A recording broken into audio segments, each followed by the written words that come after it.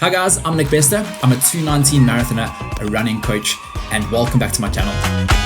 Today's video is all about my current shoe rotation, what shoes I use on a day-to-day basis, and why, the reason behind them.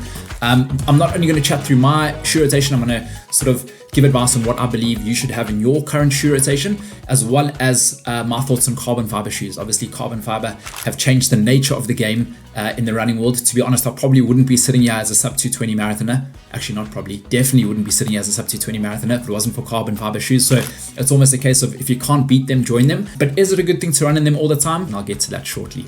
So first things first, let me discuss what you should have ideally in your shoe rotation. So I think at a bare minimum, you should look to get 3 different pairs. So one for your easy everyday running pair. This should probably make up about 70 to 80% of your running. You're going to do the bulk running in this shoe. Just something comfortable that's nice and easy to get out the door with.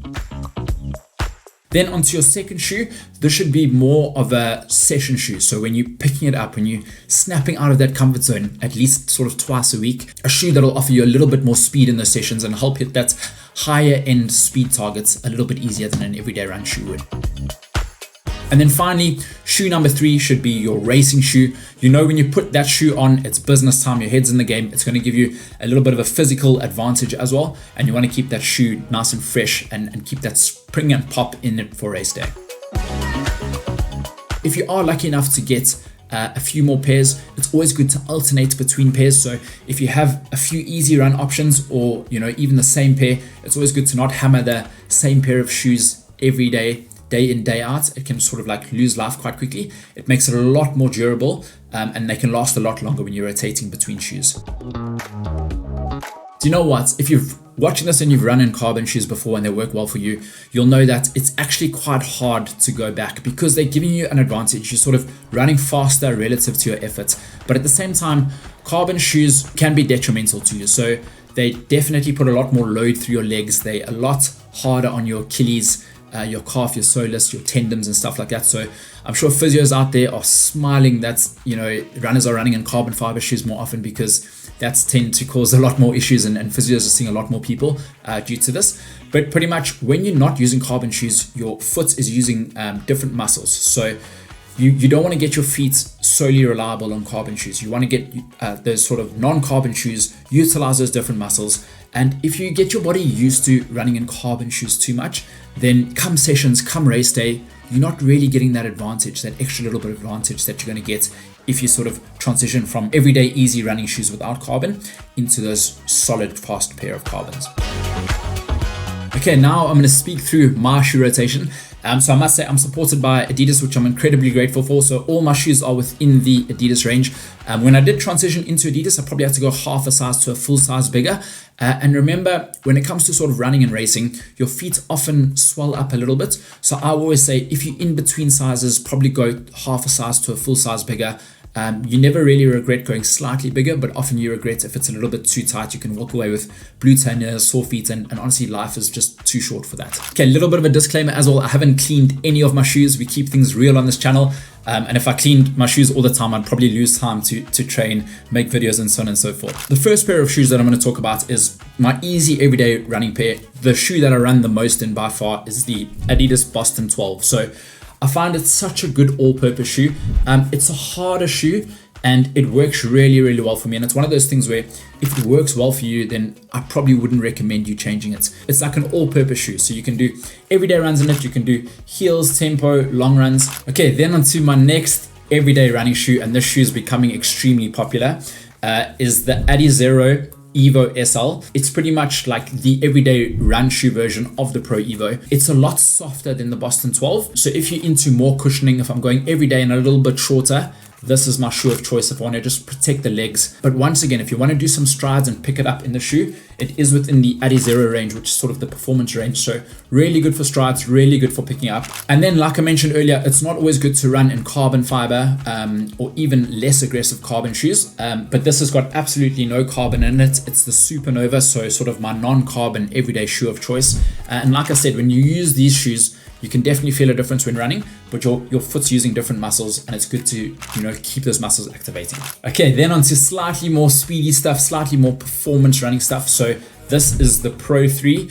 The most popular racing shoe in the Adidas range is now the Pro 4. Life moves so quickly. I was just racing the other day in these shoes. But yeah, Pro 3, what a shoe. It's a very different feel to the Pro 4. Once again, it's a lot harder than the Pro 4, which I'll touch base on in a bit.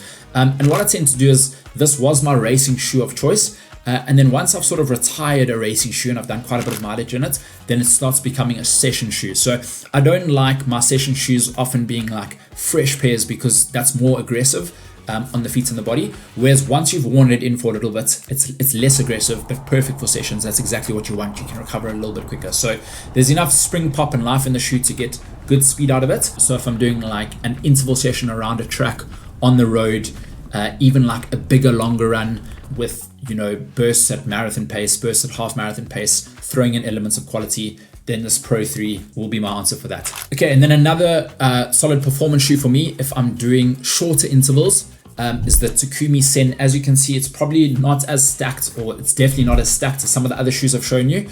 And it's really good for sort of like a snug fit. If you're used to running, on a track and you've had track spikes in the past, then you probably would favor the shoe. It's, a lot more snug on the feet, should I say. And it's really good for those shorter reps, especially around a track. Okay, and then on to these monsters, the Prime X Strung 2s. They're massive. I'm quite a tall guy. When I put these on, I'm like springing above everyone.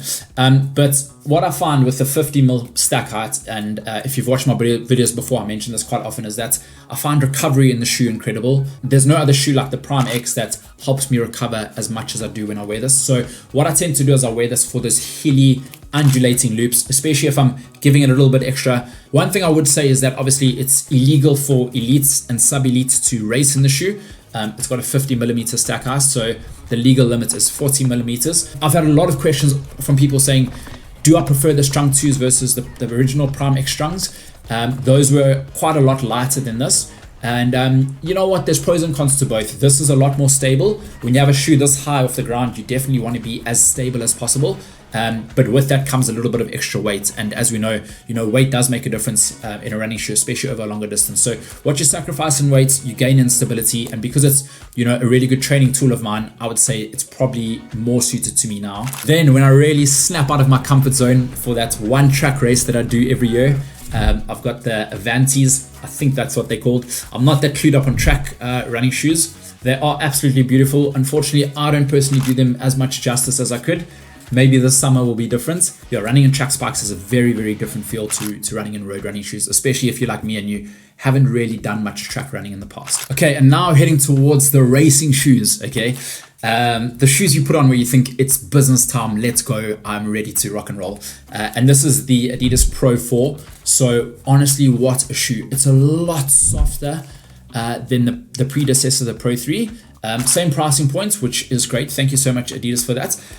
But once again, you know what? There's so much responsiveness in the shoe. And I think especially over longer distances, like half marathon, it really is such a good shoe. So I've done quite a bit of racing in the shoe, and honestly, top quality. And I know when I put this on, it's race time, it's business time, the Pro 4. And then onto the top of the range shoe, the shoe that I broke my sub 220 marathon at Berlin in, and that is the Pro EVO. As you can see underneath, it just absolutely blows my mind. This pair of shoes, I've raced the 5K in them and I raced Berlin Marathon in them. So I've raced a grand total of 47.2 kilometers.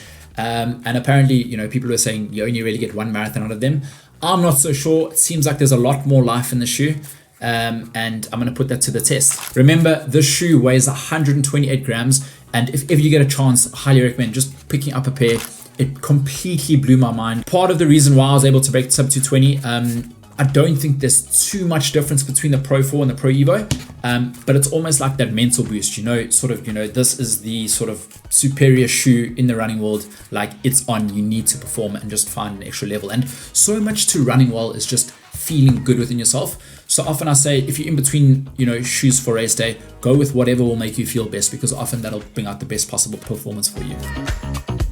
Okay, and now with London Marathon just a few days away, guys, I think I finally decided on my racing shoe. I put an Instagram poll about it, which sort of completely threw me, but you know what? It's really good to get advice from others because it opened up my mind a little bit more. Originally, I thought that I was going to go with the Pro 4. I've raced in it throughout this build.